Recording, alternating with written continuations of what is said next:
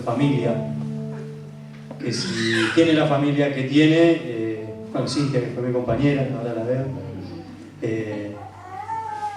no es por accidente, es porque hubo una apuesta y hubo un sentimiento puesto atrás de los valores, además de lo intelectual o lo intelectualizado, que muchas veces es una tentación en el tipo de sociedad en la que vivimos. Tratar de pensar todo por la razón, todo por la teoría, por los libros.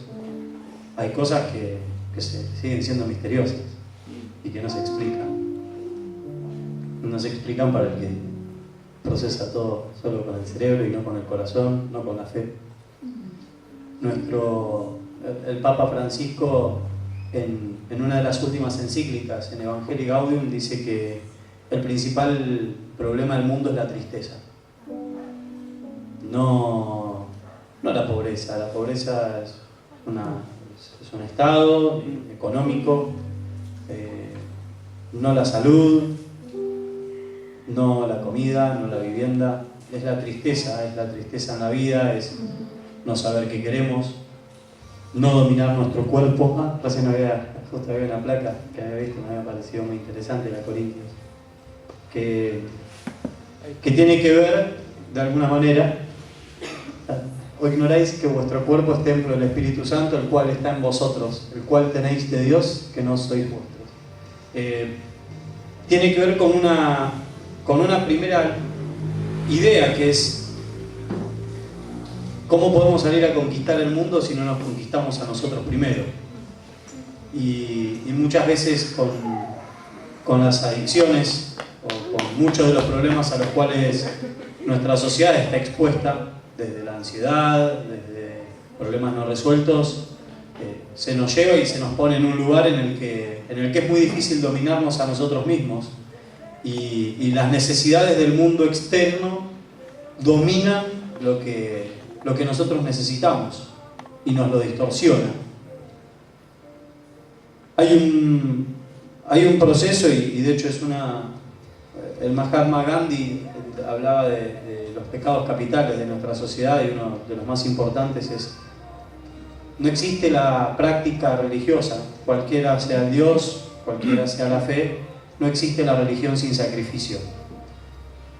Porque la religión inevitablemente nos pone en un lugar en el que primero nos tenemos que mirar a nosotros mismos, o como señala en Mateo 7:1, no juzguéis o seréis juzgados con la misma vara con que habéis juzgado.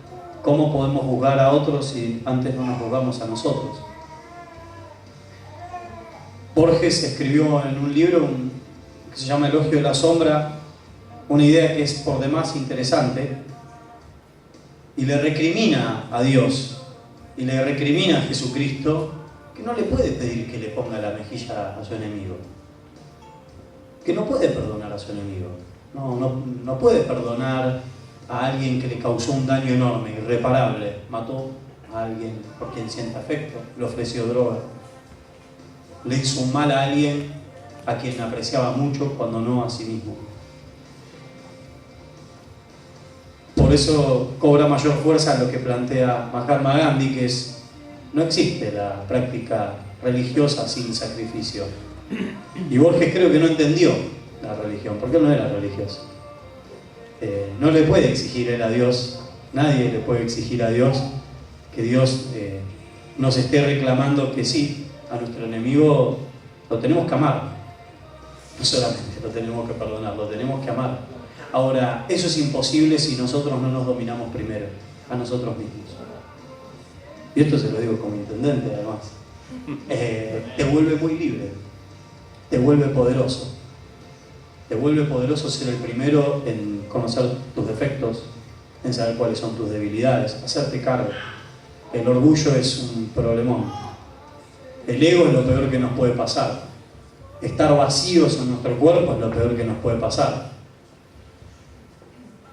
Hay un trabajo que hacen desde la iglesia que es fundamental para nuestra sociedad y que es cada día más importante, que es estar con la gente. Los pastores con olor a oveja. Y en esta iglesia se siente verdaderamente esa vibración, ese estímulo. Si no estamos con el pueblo, no sirve de nada. No se puede entender lo que quiere y lo que piensa el pueblo si no se está entre el pueblo. Estar alejado. Y la verdad que recién vengo del acto de Malvinas. Se le estaba haciendo una entrevista a 2 excombatientes de Malvinas y la gente les hacía preguntas. Y a mí se me ocurrió preguntarle en qué pensaban a la noche. Y uno de ellos, Eduardo Canitrota, quien recién rescató Cristian, me contestó que él a la noche dormía en una carpita. Es más, los invito a que pasen por el Teatro La Torre para que vean, hay una muestra de elementos de los combatientes de Malvinas. Van a poder ver de qué manera dormían en la Patagonia, en el sur más sur del mundo, en el sur más frío del mundo, con qué carpita vivían. Entonces, cuando uno ve eso, ve la camperita con la que estaban, es inevitable preguntarle. Uno se duerme en su cama calentita todas las noches, con una comida rica de la mamá, del papá, cuando no uno mismo, y así todo piensa, y nuestros problemas siempre son los más graves, ¿no? No puede haber alguien que le esté pasando peor. Siempre somos el ombligo del mundo. Y no entendemos cómo puede ser que el mundo esté descansando y el mundo esté durmiendo y nosotros con tantos temas en la cabeza. Y Eduardo Canitrot me respondió que él no creía en Dios cuando llegó a Malvinas, pero que al principio se sentía solo y que de repente empezó a sentir que había algo. Y eso no lo podía explicar. Y tampoco podía explicar cómo una noche de repente se dio cuenta que estaba apretando bien fuerte un rosario. Y al lado tenía un rifle. Y tenía 19 años. Y estaba solo abajo de la noche con temperaturas de 15 grados, 20 grados bajo cero.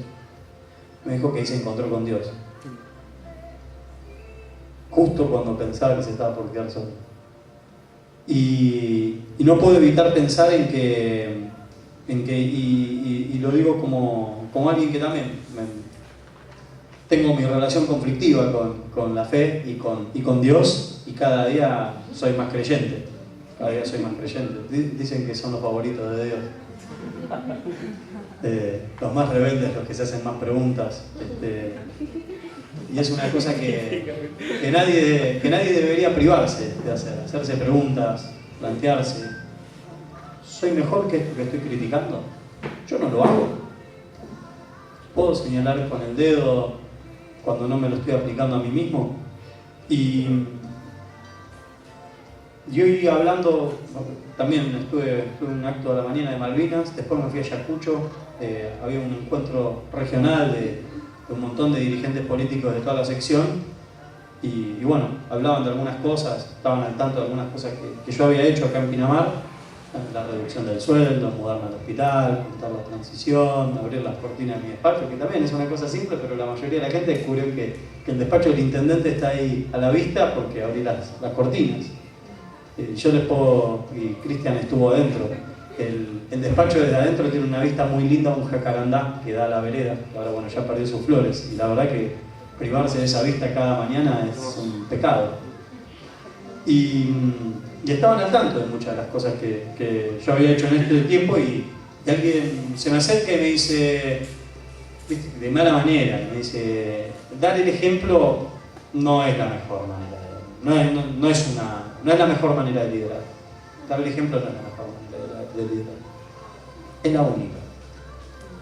Es la única. Es la única. Amén. Es la única. Y ese ejemplo, para exigirlo al resto, tiene que ser una potencia que nos libere de todas nuestras debilidades. Yo soy mucho más que esto. Yo puedo mucho más que esto. Es una cosa que uno se tiene que decir todos los días. Yo no soy esto. Y después hay que actuar en consecuencia. Y señalarnos a nosotros mismos con el dedo. ¿Soy esto? ¿De verdad soy esto? No puedo. No soy capaz de amar. Hace poco me pasó también. En la municipalidad te encontrás con todo tipo de situaciones. Y aparecen dos, y uno dice: no, pero le había pegado a un compañero de trabajo. Dice: pero él me provocó. Le digo: mirá, a mí me provocan absolutamente todos los días de mi vida. Imagínate la cantidad de cosas que te dicen siendo intendente o siendo político en la Argentina. Te tenés que hacer cargo de un montón de situaciones en las que no tenés nada que ver. Y nunca me peleé en mi vida. Entonces, no, la verdad que te pido mil disculpas, pero no te puedo comprender. No es justificativo la violencia. La verdad que serías muchísimo más poderoso si en vez de haberle pegado una piña le hubiera dado un beso y le hubiera pegado un abrazo. ¿Cuánto mejor habría sido, no? Y a veces son gestos simples. Si uno lo piensa así, dice, claro. ¿No? Y además pienso en el tiempo, en la cantidad de cosas que uno deja de hacer sencillamente por odiar o por no controlarse a sí mismo, por quedar preso de otras cosas, las drogas, el alcohol, la falta de afecto. La falta de afecto, que este es un problema de nuestra generación. La falta de compromiso. Y el afecto instantáneo. Y el afecto, si no es con sacrificio, al igual que la religión, no sirve de nada. El amor es infinito y es muy difícil construir sin amor. Y es muy feo vivir sin amor. Naturalmente no existe la felicidad absoluta, pero sí existe construir momentos de felicidad, que son los que no se nos borran de la cabeza. Para mí también es difícil porque tampoco no estoy casado, no tengo hijos, pero me gustaría. Y ahora encima con la función que tengo se hace más difícil. Pero el rol de la familia, formar una familia, no puede dejar de ser nuestro sueño. Es lo que somos, es lo que debemos, es lo que se le debe al Señor. Y cuando pienso muchas veces yo a los 14 me recontra mamá. Perdón, no sé si se puede ver. Perdón. Yo a los 14 me recontra mamá, una vergüenza. Me echaron de 7 colegios. Martín, Bebo no sabe, dice que es eso. No sé por qué le dicen Bebo. Pero... Y cuando lo pienso a la distancia me da vergüenza ajena pensar en muchas de las cosas que hice. Son experiencias y las experiencias también nos enriquecen. Y si uno no es capaz de sentir, incluso de las malas experiencias, que puede aprender a incorporar algo a su propia sabiduría, también está perdiendo el tiempo. Porque tanto lo malo como lo bueno nos pueden servir de ejemplo. Y cuando pienso que, y lo aplico a mí mismo, que es, yo también la pasé mal, y incluso en algún momento mis viejos se habían separado justo en esa época. A veces hay cosas que sin darnos cuenta nos afectan, y uno, machito, ¿no? Eso no me afecta, ¿qué me importa? El viejo que haga lo que quiera, la vieja que haga lo que quiera, yo soy yo y me las sé todas. Son las cosas que suelen pasar, ¿no?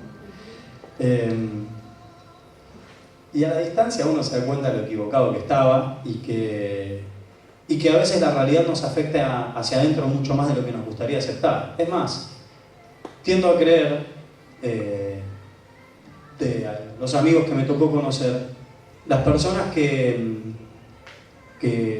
suelen caer en adicciones o que suelen tener mayores problemas son las personas más sensibles. Son las personas a las que más nos afectan los problemas. Y nosotros los necesitamos a esos. Por eso son los fuertes, los que sienten. Los que no sienten los tenemos que aflojar de a poco, pero a mí dame un apasionado y no me des uno que no siente absolutamente nada pero se la sabe todas. A mí dame uno con emociones, uno que empuje con el corazón. Con la cabeza también. La cabeza viene después. Pero primero el corazón, que no falte el corazón. Es más, decía Napoleón Bonaparte que el ser humano perfecto, el líder perfecto, era algo así como un cuadrado perfecto. Él decía que la base tenían que ser las emociones, los valores. Y la altura era la inteligencia, la preparación intelectual. Es preferible tener un rectángulo acostado, mucho corazón, Y bueno, quizás falta formación. Pero mucha formación sin corazón seguro que es un problema, porque nos convierte en malas personas. Ahora, qué interesante ejercicio tratar de desarrollar las dos cosas en el mismo equilibrio. Valores, emociones, y proyectarlos con inteligencia. Imagínense si los puros de corazón encima fueran inteligentes y se dedicaran a formarse. Es un lindo desafío. Así que yo les agradezco. Tengo una misión para ustedes, que es que a toda la pasión que veo cuando cantan, que veo cuando sonríen, que veo cuando se saludan, cuando me los cruzo en la calle, cuando me los cruzo en el cine, algunas, cuando me levanten,